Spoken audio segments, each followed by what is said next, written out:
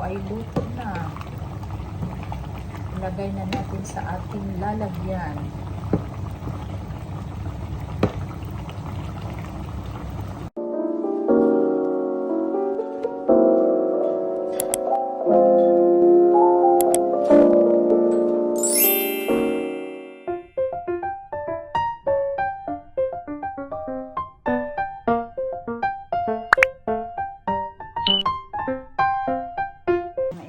Na ating gagamitin. Ito ang gulay natin, potato sa carrots. Ito ang manok.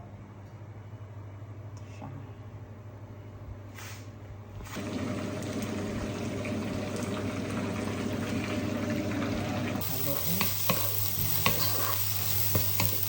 Hinday lang natin na maging red siya. Brown lang natin. Ilabagay na natin ang ating mga sangkap. I-mix natin.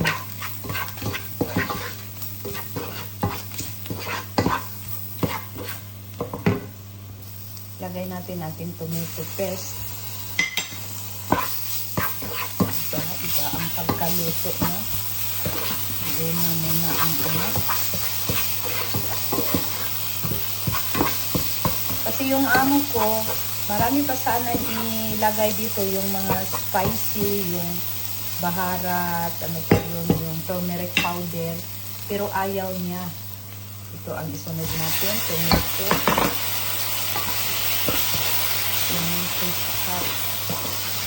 Tomato sauce sana. Wala mang tomato sauce. Tomato paste na lang ang nilagay ko. Dapat wala na itong tomato paste. Pero nasa inyo guys kung ano ang ilagay ninyo. Pero sa akin, sa amo ko, ito lang ang gusto niya. Ayaw niya yung maraming mga baharat, ganun. Ano pa yung ilagay. Sa kanya ito lang. Kailangan mahina lang ang ating apoy.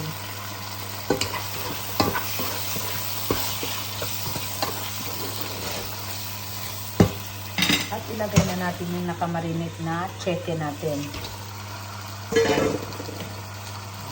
Guys.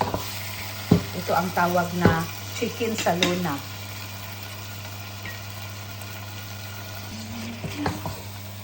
Ilagay na natin.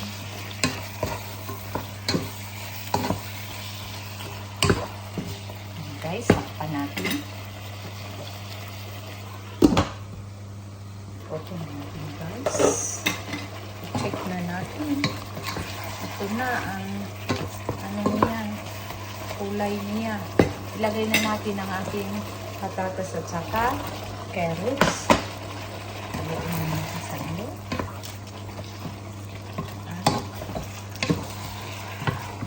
At takpan ulit. Takpan ulit. Check na natin guys. Ito na. Ito na siya guys. Mag-additional tayo ng tubig. At ilagay na natin ang ating mga gulay. Ito siya guys.